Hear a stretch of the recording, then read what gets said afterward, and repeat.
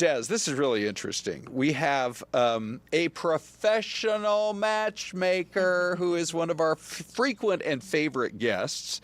Yeah. There she is with that. Oh, the feeling is mutual, for sure. Okay, so it's Cat Cantrill. Cat, you just recently went to something I had not even heard about before. What is it? The Global Institute of Love or For Love, or what is it? Very, very close. It is the Global Love Institute. Yes. Okay. I just got back from their yearly conference. All right. So what do you learn when you go there? I mean, are we this is, I wonder from year to year, what are kind of the new things they discuss? I guess maybe new trends in dating. What did you pick up from your time there?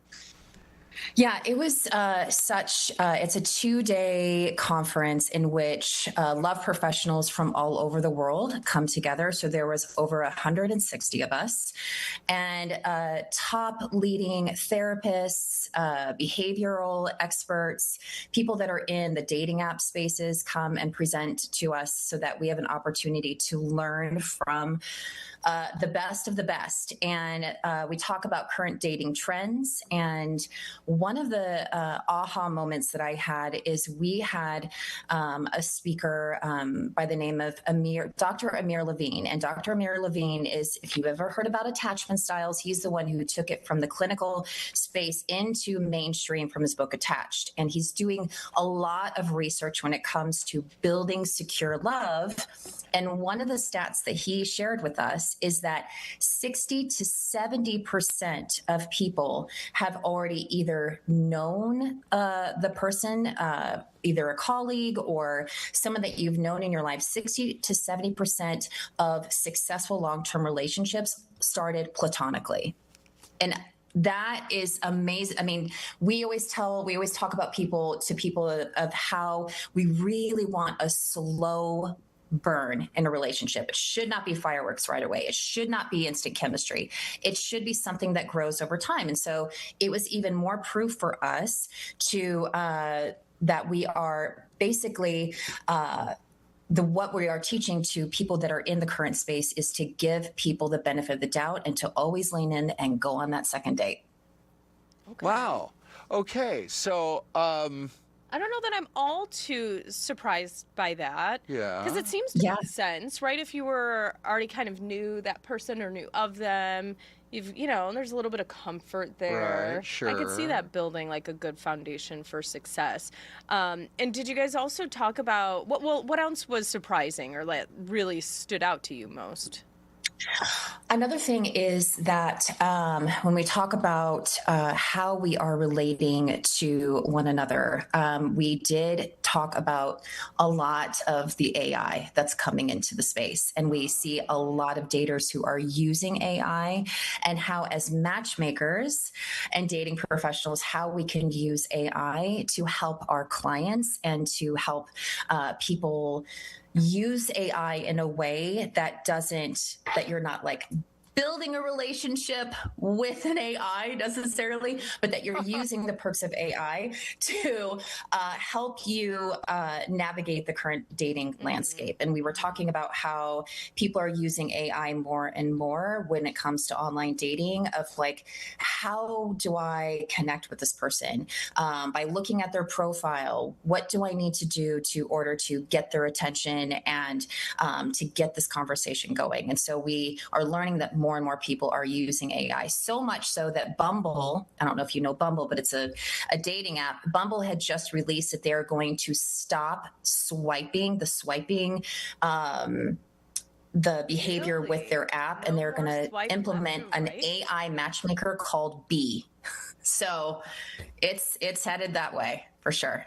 I feel like if you have to go to AI to ask you what your next move's going to be, I don't know. I mean, not that it's cheating, but if you're like on the, you know what I'm saying here, if you're on the other end, whether it's the lady with the guy or the guy with the lady, whatever, you're like, especially if you bring it up, you're on that second date. And you say, you're having a romantic dinner. Well, this is what my AI agent said we should talk about. I mean, I guess you got to keep that in your pocket. Well, people are using it more and more and more. And I think that as long as you're not using it in a way that you want to be genuine in how you're using it. So a lot of people are lacking these interpersonal skills. And so it's basically helping them and giving them a jump start. Meaning, okay, if this person has a certain prompt that says, my favorite activity to do on Sundays is I love going to brunch. And some people are like, okay, well, what do I need to say about that? So you plug it into AI and AI will be like, okay, well, ask them where's their favorite brunch place, or what is the type of food that they love getting at brunch, and do they love getting, are they somebody who loves to have mimosas, like those types of things, because people are so overwhelmed when it comes to the apps that there's so many conversations that are happening that sometimes just giving them a little bit of an edge so they can help sort through the noise. I don't think it's a bad idea. I don't. What you're saying makes sense, but I'm also thinking, gosh, how sad has it become? Like, we need this much help learning how to interact with each other. Right. But right, like you said, I mean, if you're not using it to manipulate your face, on your profile right. Let's not be picture, going down that road. Yeah, having it manufacture your personality, essentially. Then I get it. I wonder what about Solo Philosophy is asking an interesting question. Is it a red flag if they say they love you too fast? Like on that first, even like that second date kind is of there a thing. a time frame on that? What is the time frame supposed to be? Okay, so here is my philosophy on this, is that we talk this a lot about love bombing, and love bombing is where people are putting, like, you're on that first date and they're like, oh my gosh, I think I found my soulmate, or oh, I can't wait to maybe go to Europe with you this summer, or I can't wait for us to meet each other's kids after one date or the second date. That is definitely something that you want to stay away from. However, if you've been dating for a month or 2 months and you've been seeing each other and it's been consistent and it's steady and you feel like it's predictable, then after, I think that just as things are slowly evolving and as things are growing, I think it's completely up to both individuals. But I think saying I love you after you are feeling that this is definitely someone that you can't imagine not having in your life after a certain amount of reasonable time, and sometimes that could be a month, sometimes 2 months, sometimes 3 months, I think it's okay to say I love you. But after a first and second date, absolutely not. Run, please. So did you guys at this institute talk about the common mistakes that people are still making the most? Like, what is the number one thing where folks just continue to keep getting it wrong? Okay. So we didn't really necessarily talk about this at the Global Love Institute, but I have been talking about this quite a bit because what we are seeing is a surge of more in-person events. So singles events, speed dating, mixers, creative ways. There's actually an app that's called Matchbox, in which you can have Matchbox events, and people answer a certain amount of questions based off of their core values. And then the app actually will deliver to you your match within the room, which is exciting. And what a great way to meet somebody new. However, we do have this FOMO mindset, the fear of missing out.